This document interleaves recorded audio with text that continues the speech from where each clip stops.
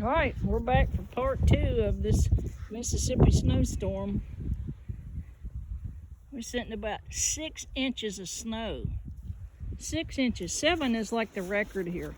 So we're getting into some crazy territory. Here's where we are, what we're looking at. I'll go ahead and give them it's a winter storm. What do you guys think? This is the deepest I've ever seen. And I'm not kidding you, the deepest.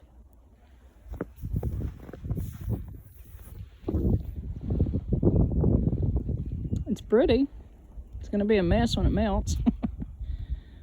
There we are, part 2 of Mississippi snowstorm, January 21st, 2025.